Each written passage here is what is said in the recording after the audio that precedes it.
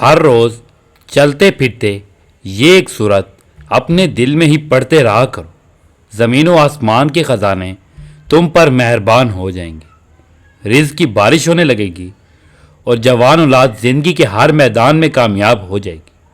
بسم اللہ الرحمن الرحیم۔ ایک پہاڑی علاقے میں ایک بزرگ اپنے نوجوان پوتے کے ساتھ رہتے تھے۔ وہ ہر روز صبح سویرے قرآن کی تلاوت کیا کرتے تھے۔ پوتا بھی ہمیشہ ان جیسا بننے کی کوشش کرتا۔ ایک دن پوتا کہنے لگا، دادا میں بھی آپ کی طرح قرآن پاک پڑھنے کی کوشش کرتا ہوں، لیکن مجھے کچھ بھی سمجھ نہیں آتی، اور جو سمجھ آئے جیسے ہی قرآن بند کروں بھول جاتا ہوں۔ ایسے میں قرآن پڑھنے سے ہم کیا سیکھتے ہیں؟ دادا نے خاموشی سے کوئلوں والی ٹوکری میں سے کوئلے نکال کر انگیٹھی میں ڈالے، پھر ٹوکری پوتے کو دے کر کہا، جا بیٹا پہاڑ کے نیچے بہتی ندی میں سے مجھے پانی کی ٹوکری بھر کر لا دے۔ لڑکے نے دادا کی بات پر عمل کیا، لیکن واپس پہنچنے تک سارا پانی ٹوکری کے سوراخوں میں سے بہہ گیا۔ دادا مسکرائے اور کہا، تم اس دفعہ اور زیادہ تیز قدم اٹھانا۔ یہ کہہ کر پوتا واپس بھیج دیا، لیکن اس بار وہ بالٹی میں پانی لے آیا۔ دادا نے کہا، مجھے بالٹی نہیں ٹوکری میں پانی چاہیے، تم ٹھیک سے کوشش نہیں کر رہے۔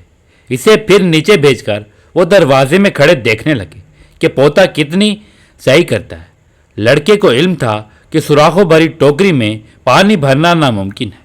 بہرحال دادا کو دکھانے کے لیے ٹوکری پانی سے بھری اور انتہائی سرعت سے واپس دوڑ پڑا، لیکن پہنچتے تک ٹوکری میں سے پھر پانی بہہ چکا تھا اور وہ خالی تھی۔ لڑکے نے کہا، دادا جان، اس میں پانی بھرنا بے سود ہے۔ دادا کہنے لگے، بیٹا ٹوکری کی طرف دیکھو۔ اب نوجوان کو پہلی بار احساس ہوا کہ ٹوکری پہلے سے بہت مختلف لگ رہی تھی۔ وہ پرانی اور گندی ٹوکری اندر باہر سے صاف ستھری اور چمکدار ہو چکی تھی۔ دادا نے کہا، بیٹا ذرا دیکھو، کوئلے سے سیاہ ہوئی ٹوکری بار بار پانی کے دھونے سے منزہ ہو گئی۔ اسی طرح جب ہم قرآن پاک کی تلاوت کریں تو چاہے اس کا ایک لفظ ہی نہ سمجھ پائیں، تلاوت ہمیں اندر اور باہر سے ایسے پاک صاف کر دیتی ہے۔ یوں اللہ تعالیٰ ہماری زندگی بدل دیتا ہے۔ حالانکہ قرآن کو ہمیشہ سمجھ کر پڑھنے کی کوشش کرنی چاہیے، لیکن اگر یہ عذر ہو کہ مجھے اس کی کچھ سمجھ نہیں آئی یا پھر کوئی سمجھانے والا میسر نہ ہو، تب بھی قرآن کی تلاوت بار بار ضرور کرتے رہنا چاہیے۔ حضرت انس ابن مالک رضی اللہ تعالیٰ عنہ فرماتے ہیں کہ ایک مرتبہ ہم لوگ نبی صلی اللہ علیہ وآلہ وسلم کی خدمت میں بیٹھے ہوئے تھے کہ آپ صلی اللہ علیہ وآلہ وسلم نے فرمایا، تمہارے پاس ایک اجنبی شخص آنے والا ہے۔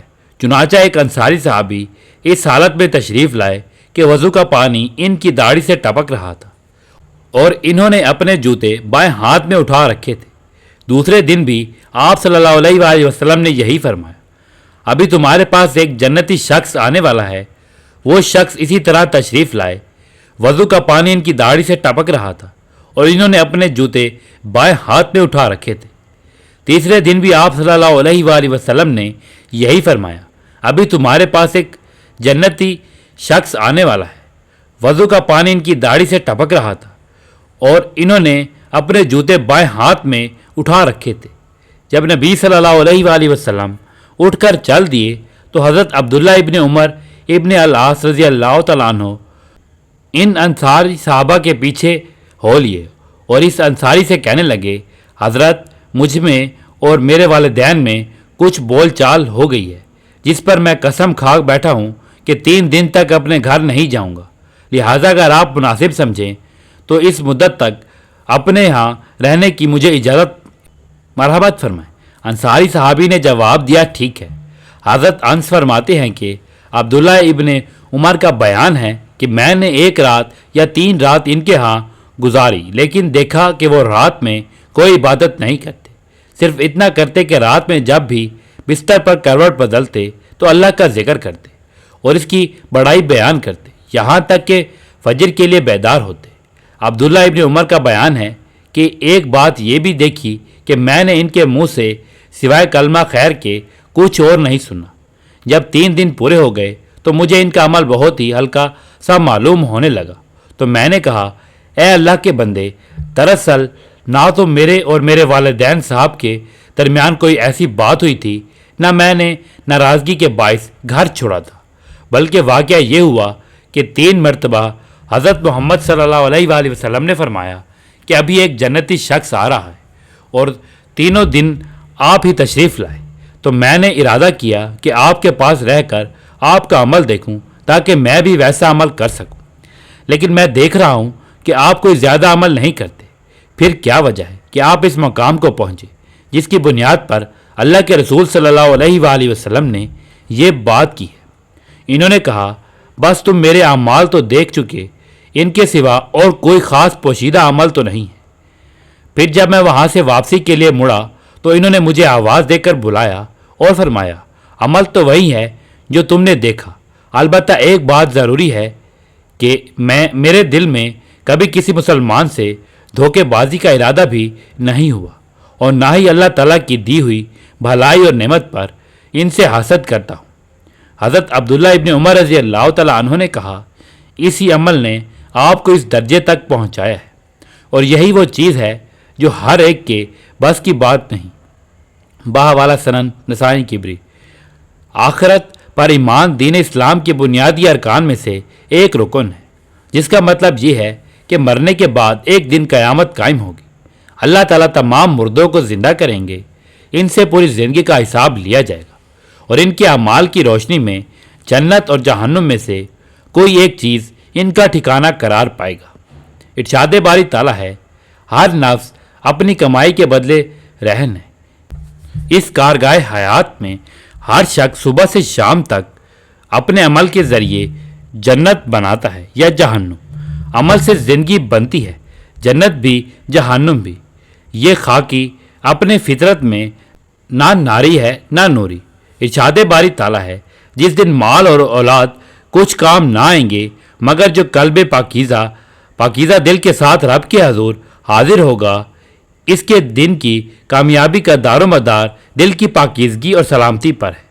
قلب سلیم سے مراد وہ دل ہے جو شرک و بدعت، کفر و نفاق، بغض و حسد، دنیا کی محبت، کینہ اور غیبت، سوائے زن اور دل کی سختی، ہر طرح کی رنجش اور قطع رحمی جیسے اخلاق رذیلہ سے پاک ہو، اور وہ دل توحید اور سنت کی محبت، ایمان و اسلام کے جو ہر صلح رحمی اور خدمت خلق، سچائی اور دیانت، حسن اخلاق اور باہمی الفت و محبت کے جذبے سے سرشار ہو۔ ارشاد باری تعالیٰ ہے، بے شک متقین باغوں اور چشموں والی جنتوں میں ہوں گے، ان سے کہا جائے گا کہ امن اور سلامتی کے ساتھ اس میں داخل ہو جاؤ، ان کے دلوں میں جو بھی رنجش اور کینہ تھا ہم سب کچھ نکال دیں گے، وہ بھائی بنیں گے، ایک دوسرے کے سامنے یعنی تخت نشیں ہوں گے۔ جنت ایسا مقام ہے جہاں امن و سکون، طمانینت اور راحت اور ہر طرح سے سلام کی صدائیں آ رہی ہوں گی۔ جنتی لوگ رب رحیم و کریم کے مہمان ہوں گے، ان کی آنکھوں کی ٹھنڈک، زبان کی حلاوت اور دل کی طمانینت کا سارا سامان وہاں موجود ہوگا۔ جن اہل ایمان کے دلوں میں دنیاوی معاملات کی وجہ سے کوئی رنجش یا عداوت دل میں ایک دوسرے کے خلاف تھی، جنت میں داخلے سے قبل ان کے دلوں کو اس سے پاک کر کے ایک دوسرے کی محبت دلوں میں ڈال کر جنت کی اعلیٰ مسندوں پر بٹھائے جائیں گے۔ کینہ اور بغض، حسد اور عداوت ایسی برائیاں ہیں جن کی وجہ سے دلوں میں کدورت پیدا ہوتی ہے اور انسان اپنی ہی لگائی ہوئی آگ میں خود ہی جلتا رہتا ہے۔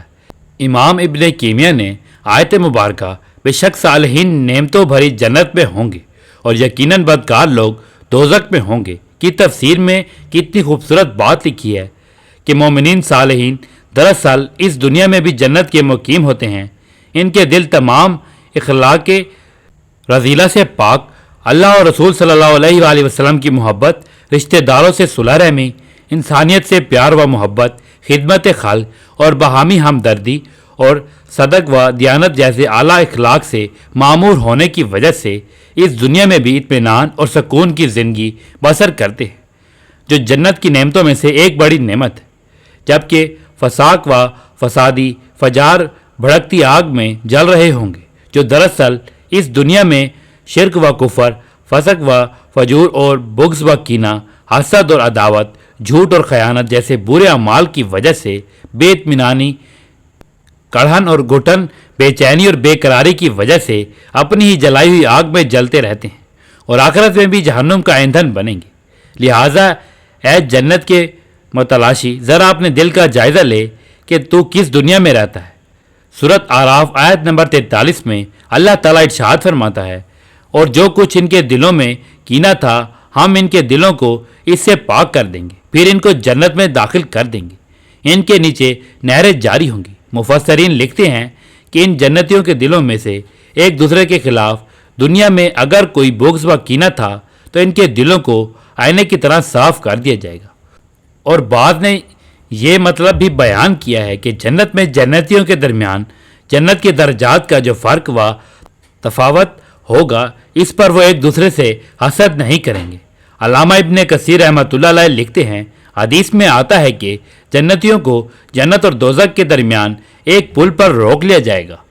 इनके दरमियान जो आपस की ज़्यादतियाँ होंगी, इनका बदला दे दिलाकर इनके दिलों को पाक कर दिया जाएगा, फिर इनको जन्नत में दाखिले की इजाज़त मिलेगी।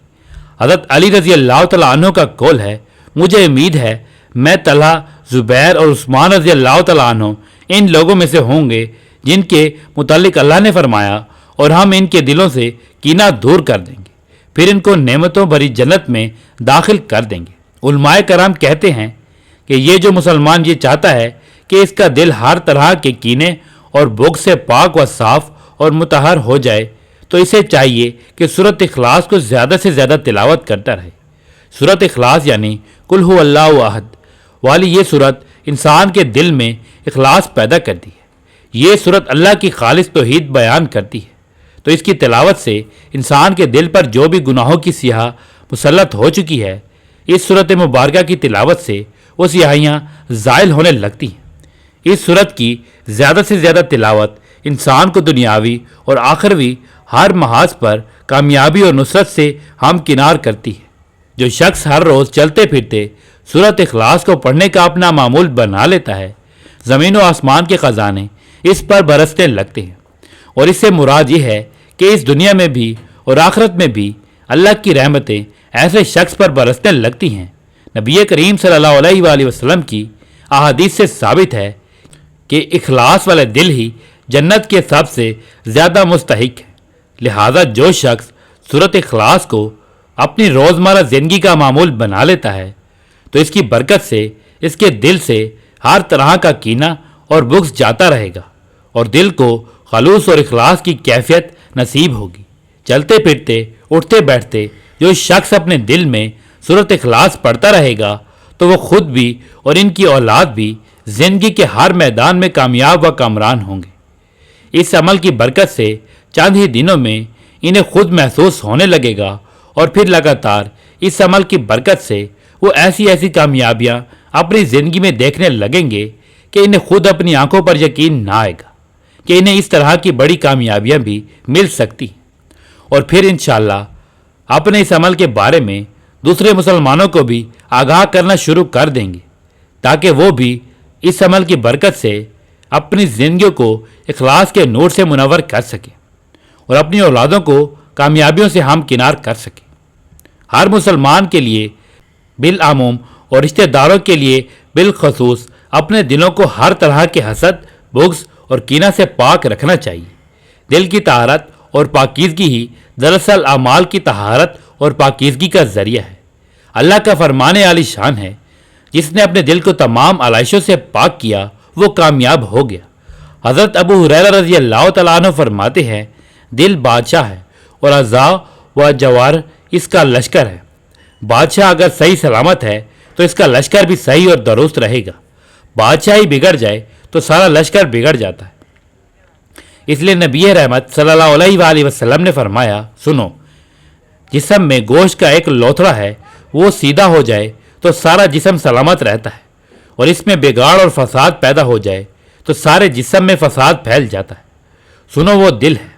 यही वजह है कि अंबिया अलैहिस्सलाम की तालीमात में सबसे अहम हदफ दिलों की इस्लाह और तज़किया नफ्स होता है।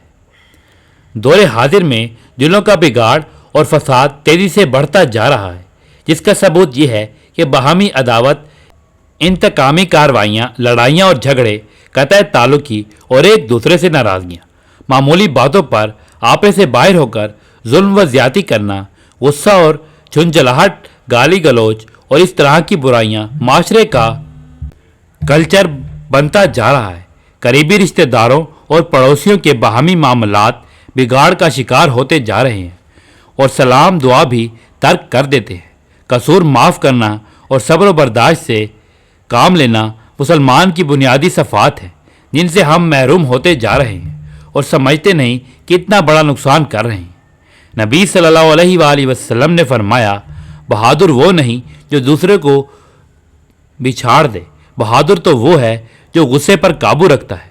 हज़रत उमर रज़ी अल्लाह तआला अन्हु फरमाते हैं, गुस्सा वो आंधी है जो दिमाग का चराग बुझा देता है। यही वजह है कि गुस्से की हालत में जो काम भी किया जाता है, दूसरे से ज़्यादा अपना नुकसान होता है। अफू व दरगुजर यानी लोगों के साथ नरमी का मामला करना और लोगों के कसूर माफ़ कर देना, इसकी कुरान और सुन्नत में बार बार ताकीद की गई है और सीरत रसूल सल्लल्लाहु अलैहि वसल्लम से ये रहनुमाई मिलती है कि आप सल्लल्लाहु अलैहि वसल्लम ने लोगों के बड़े बड़े कसूर माफ़ फरमाए और किसी से कभी कोई इंतकाम नहीं लिया। सैयदना यूसुफ अलैहिस्सलाम के साथ भाइयों ने कैसी कैसी ज़्यादतियाँ की, लेकिन जब भी वो मिस्र के बादशाह बने, भाइयों के खिलाफ जो चाहते कर सकते थे, लेकिन इनके बजाय भाइयों से कहते हैं कि दरअसल शैतान ने हमारे दरमियान अदावत डाल दी थी और तुम लोगों ने जहालत की वजह से ऐसा किया था। मैं तुम्हारे सारे कसूर माफ़ करता हूँ, किसी भी कसूर का बदला नहीं लूँगा। अल्लाह के नबी सल्लल्लाहु अलैहि वसल्लम ने फरमाया, हर पीर और जुमेरात को बंदों के अमाल अल्लाह के हजूर पेश होती है, सिवाय इन दो आदमियों के जिनके दरमियान नाराज़गी हो। कहा जाता है कि इनके मामले को रहने दो ताकि वो आपस में सुलह सफाई कर लें। नबी करीम सल्लल्लाहु अलैहि वसल्लम ने इरशाद फरमाया, 3 तरह के लोग हैं जिनकी नमाज कबूलियत के लिए इनके सर से एक बालिश भी ऊपर नहीं उठती। एक वो हुक्मरान जिसकी अवाम इससे नाराज़ हो, दूसरी वो औरत जिसने रात इस हाल में गुजारी कि इसका शौहर इससे नाराज़ था, तीसरा वो भाई जो आपस में कतई ताल्लुक़ कर ले। बहवाला इब्ने माजा। यहाँ सवाल ये नहीं कि कौन हक पर है कौन ना हक, फैसला तो हकीकत में अल्लाह की अदालत में होगा। मसला ये है कि कतई ताल्लुक़ और सलाम व दुआ तर्क करना किसी हाल में भी जायज़ नहीं। ये सबसे बड़ा गुनाह है जिसकी वजह से बंदों के अमाल रब के हजूर पहुँचते ही नहीं, कबूल क्यों होंगे। अल्लाह के नबी सल्लल्लाहु अलैहि वसल्लम ने फरमाया, जो बंदा हक पर होने के बावजूद नज़ा और झगड़ा ख़त्म करने के लिए अपने हक से दस्तबरदार हो जाए, मैं इसे जन्नत की ज़मानत देता हूँ। क्या हम इतनी बड़ी बशारत पर अपने दिल की तंगी में कुछ वसअत पैदा कर सकते हैं। रसूल करीम सल्लल्लाहु अलैहि वसल्लम ने फरमाया, ताल्लुकात का बिगाड़ मुड़ देने वाली चीज़ है।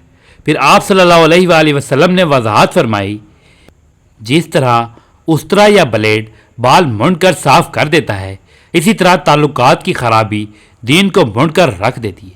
यही वजह है कि इन तमाम खसलतों को हराम करार दिया गया है जो ताल्लुकात को बिगाड़ने का सबब बनती हैं, जैसे ग़ीबत और चुगली, हसद और बुग़्ज़, झूठ और बददियानती, गुस्सा और नफ़रत, तमस्कर और इस्तेज़ा, बदगुमानी और बदखोई, गरूर व तकब्बुर, ज़्यादती और नाइंसाफ़ी, नाप तोल में कमी, धोखादही और जालसाजी वगैरह।